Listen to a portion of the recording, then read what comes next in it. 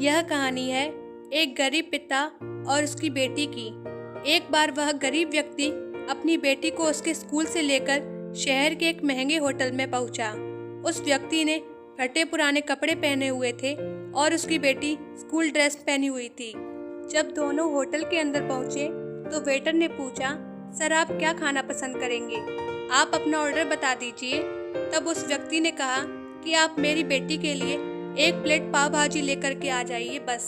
Waiter ने कहा, sir आप कुछ नहीं लेंगे, आपके लिए भी कुछ लेकर आऊं?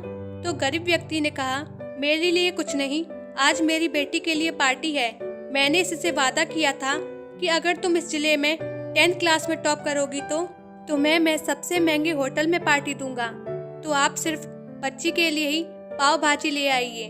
वेटर ये बात सुनते ही दौड़कर अपने मालिक के पास गया और बोला कि सर आपसे एक छोटी सी रिक्वेस्ट है कि आप मेरी सैलरी से पैसा काट लेना, लेकिन आज मैं चाहता हूँ कि उस बच्ची के साथ उसके पिता को भी एक प्लेट पाव भाजी खिलाया जाए, क्योंकि उस बच्ची ने पूरे जिले में 10th क्लास में टॉप किया है।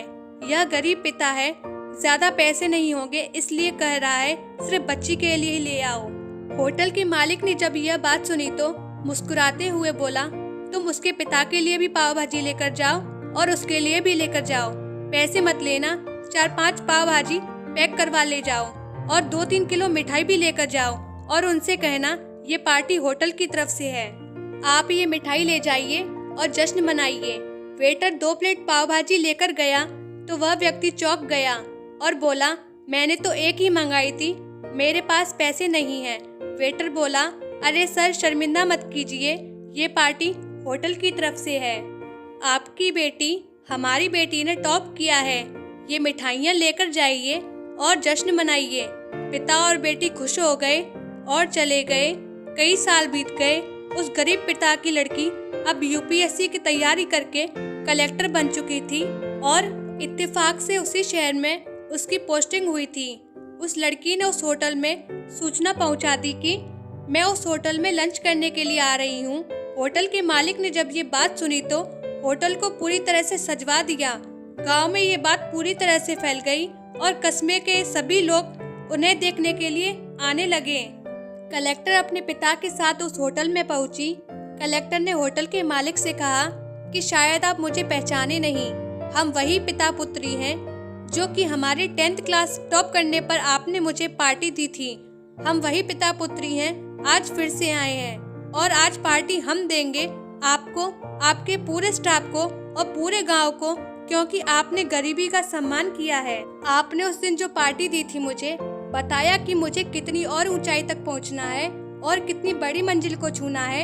आपने नई प्रेरणा दी थी और आज मैं उसी प्रेरणा का एहसान चुकाने के लिए आई हूँ।